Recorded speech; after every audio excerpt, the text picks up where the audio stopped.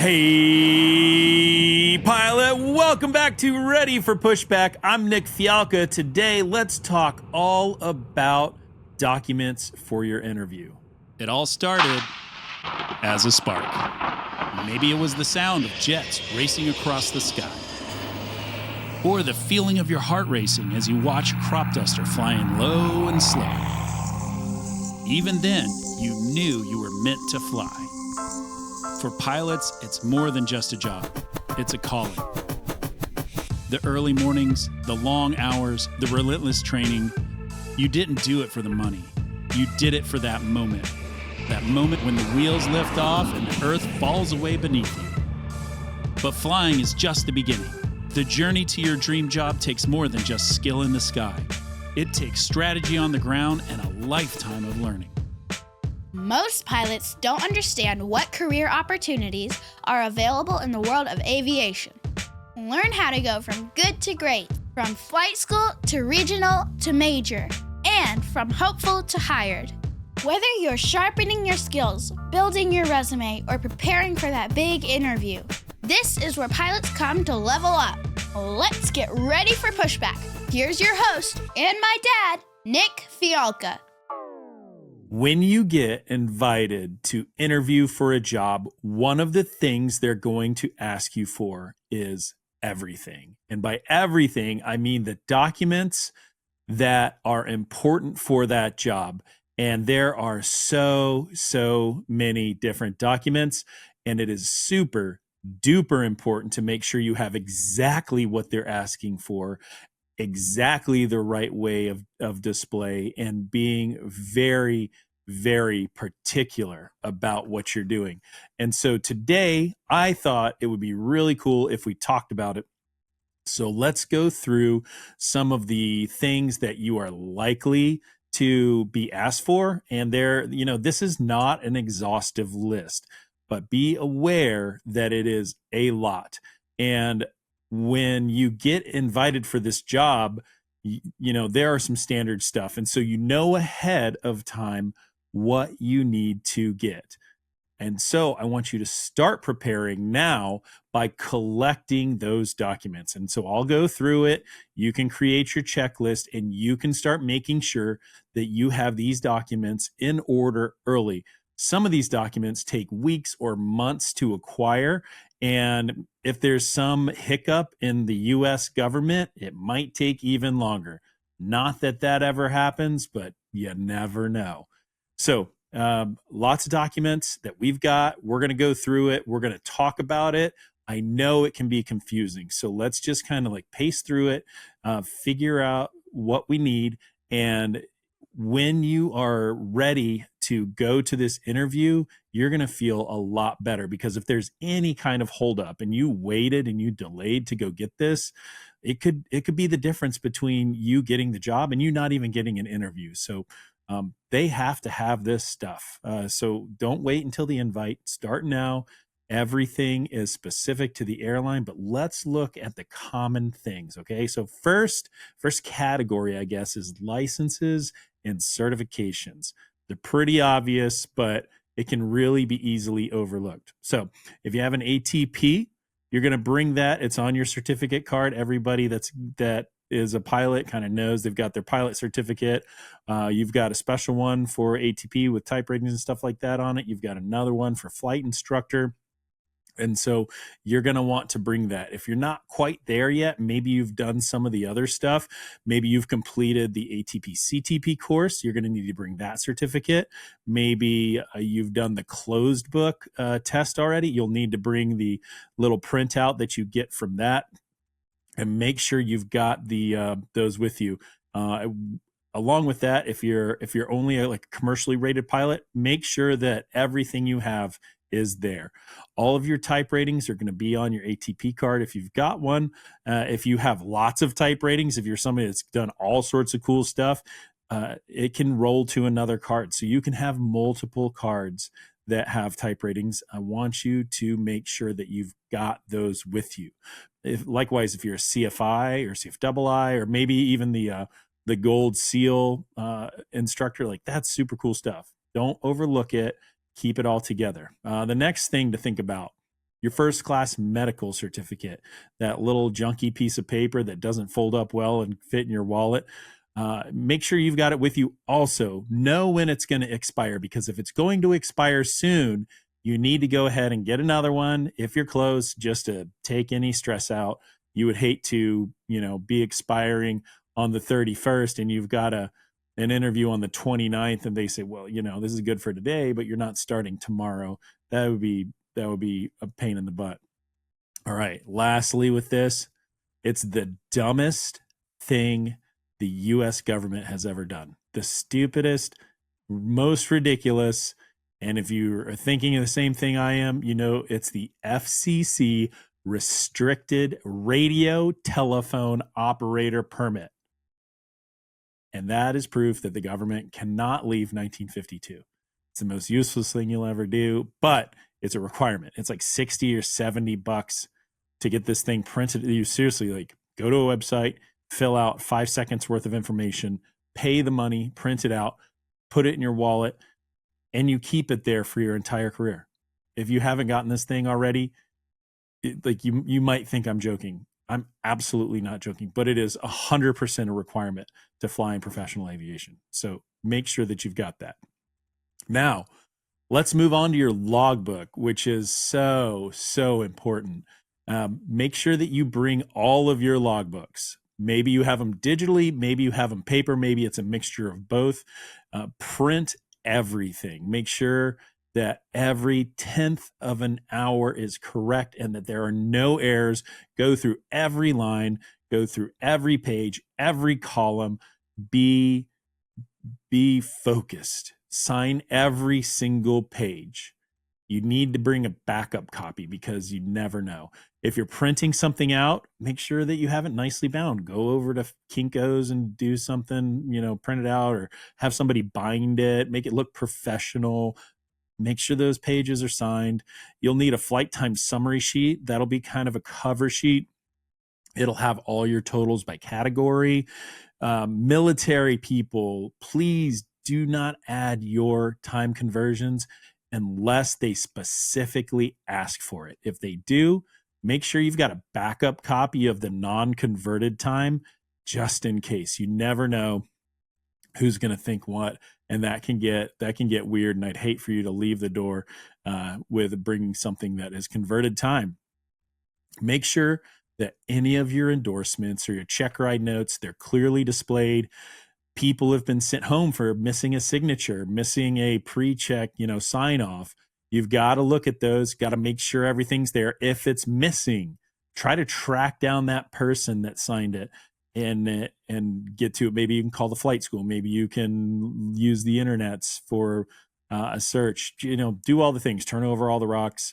And if there's an error there, you may have to get a secondary endorsement, or you can talk to the company that you're interviewing with, make sure they're cool with it ahead of time. Don't show up without having that conversation first. In your logbook, make sure you're tabbing out everything that's important. Make sure that it's easy for the staff to locate. I'm thinking about solos. I'm thinking about check ride failures. I'm thinking about type ratings. When you hit 750 hours, when you hit 1,500 hours, when you have 500 hours of aircraft commander or PIC time, when you had 1,000 hours of PIC time, what are even annual checks, right? You want to, if you're Navy or whatever, you have a NATOPS check, those kind of things. Tab them out. Get the little Post-it color tabs. Make sure they're the nice ones. Go the extra mile on this. Get the nice ones, put them on, make them color coded. Maybe you can provide a little legend of what each coding looks like, what each color is for. On mine, they're over here, and I took a real fine Sharpie and wrote on there actually my wife, Anna, she's got great handwriting. She wrote on there what each thing was. So it was easy for those people that were checking the logbook to get to. And I'll tell you what, when I went to Frontier and I interviewed there, they looked at my logbook, and the guy who did the logbook review actually came up to me and said, listen, this is the best logbook I've ever seen. I really appreciate the attention to detail. And I'll never forget that. I feel really good about that. So go for that, aspire for that. Okay. All right. Let's move on to who you are. You're going to need legal documents and identification because we are a U.S. airline operating under U.S. rules. So first thing you're going to need is a passport that is not expiring within 6 months. And this is really important. Why? Because a lot of airlines fly international flying. You're going to need a driver's license for the background check or some kind of proof of citizenship, social security card. Maybe you have a work authorization. Maybe you have a green card. Maybe you're on a visa program. Whatever it is, you have to bring that documentation with you. If you have a green card and you have a passport under another country, bring that passport too. Just do it. Bring it. Make sure it's good to go. And if you have questions because you are a foreign citizen getting a job in the United States, make sure you clarify those jobs. Don't rely on me to tell you. Please don't rely on me to tell you. I don't pretend to know any of that. I do want you to step forward and make sure that what you have is what they're looking for. That's very important. Okay, we're getting into the fourth thing that you're going to need is your education, training records, and there are a ton of different things they could ask for. They could ask for your high school diploma. They could ask if you had a GED, a good enough degree, maybe your college degree. And with that, maybe there's a flight school that you went to or an academy graduation certificate. Make sure you have all those documentations. For high school and college people, they could be asking for your transcripts. If they ask for transcripts, go early. There's now, I believe when I did it, there's now a company that contracts with school districts and colleges and universities to provide those transcripts. It's another money grab. So you're going to have to pay some bucks. Get multiple copies. If they want to pay attention, they could say, hey, we want a sealed copy of your transcripts. So have a sealed copy, button it up, put it into your folder, and then get your own copy. Open it up, read through it, look, make sure it's correct. If there's something weird in there, like, hey, what'd you get this D in physics for? And be like, have you ever done physics? Like a D is good for me. But you don't want to have any surprises in the interview when they look at your transcripts and freak out about something. So you can anticipate that. So have a copy, have the one that you're going to turn in, and then have the one that you're going to use. Just have them. Peace of mind. That's what you're paying for, is peace of mind. If you have a type rating course that you've done and you have completed it, bring that information as well. International people, if you have a school that you went to that has some kind of, that doesn't do whatever, the 4.0 scale or something like that, or the grades are in another language or another alphabet, I don't know, bring that stuff. Make sure you've got all the things from the schools. If you have a school that no longer exists, I have run into that with a lot of people, especially I have a friend from Syria. His school no longer exists, but he had to he had to go through some hoops to prove that place no longer exists. Things to think about. Make sure that you lean ahead with that and that you send an email to the interview team and ask what would be appropriate for that. I think they would really appreciate that. So next segment 5, I think, is employment and background documentation. So first thing I'm thinking about is your PREA. Got to have all those. If you've got if the company has a release form that they want you to sign and fill out, you got to do it. You can request your FAA Airman Certificate history, and that way you can see what they've got on there and you can compare it with what you remember. The older you are, the more interesting surprises there could possibly be. A big one here is tickets and accidents. And you want to go ahead and you want to anticipate the background check they're going to do. So go on the National Driver Registry and request a report. Some airlines might request this as well. There are state driver registries. I would definitely do that. I think about when I was like in high school or early college, I got a speeding ticket in between my house in Western North Carolina and Charlotte. I couldn't remember anything about it. I mean, it must have been 1995, but I remember getting it. And I pulled my driver's license history from the state of North Carolina. It wasn't on there, but I still put it on my application because I'm like, somebody's going to figure this thing out somewhere. And so think about all the places you've lived, think about all the places you've driven, and pull information from that. When I was in Virginia, I found out that my license had been suspended for failure to pay insurance while I was deployed. I put my motorcycles in storage and didn't turn in the plates, and so the state of Virginia suspended my license, and I had to get it all taken care of because I didn't realize it, and it was a huge pain in the butt. And that was a good thing to see, because I'd have never known, because I didn't get the mail, because Virginia mail doesn't show up in Africa. What are you going to do, right?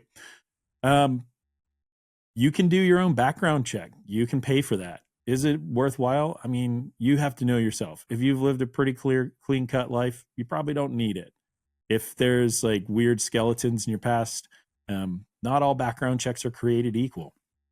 I don't have a good reference for you. I'm like, hey, this is the company to use. But I do think that you should know yourself and what is important and what might pop on a background check.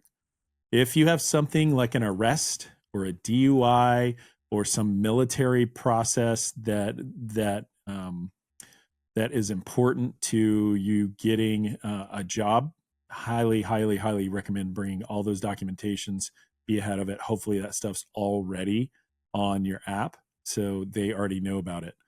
Military people, bring your DD-214 if you're out. If you're not out, you're going to have to bring some other documentation.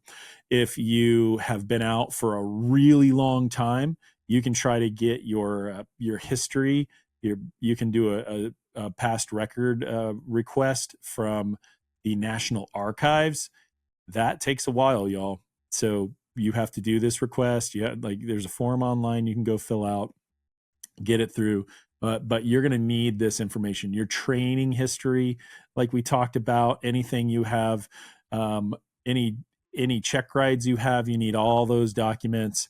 How you performed in the check ride, any evaluations. Some companies require you to bring your annual military fitness evaluations. We call them fit reps in the Navy. Everybody calls them something different. I don't pretend to memorize them all. You know what you got if you're in the Air Force, the Space Force, or whatever the heck it is. Have those things on hand. Go ahead and get them. If you've got your training jacket from flight school, from flight training, have that stuff on hand. Make sure each squadron you're in, if you're a standardization pilot or you're a safety, your safety guy, or your standard, or you're some kind of check pilot, check airman, all of those things are detailed. You want that documentation so that you can prove it. They're probably going to ask for it. When you do all of this, it takes a really, really long time. And so I want to give you some tips so you can get ahead of it and be really smart about thinking about it. So number one, bring the original of everything that you possibly can. Bring it with you and have it. Make a checklist from the email that they send. Print that checklist out. Mark everything off as it goes. Get a table, lay everything out side by side, and get it all together.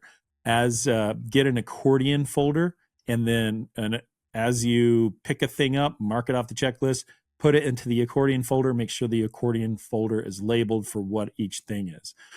Pay attention how many copies you need. They might ask for 2 copies of a thing, or 1 copy, or no copies, or whatever. Whatever they ask, bring it. If they ask you to not paperclip something and not staple something, be highly aware of that. A lot of places don't want the clips. They just want a big stack of paper.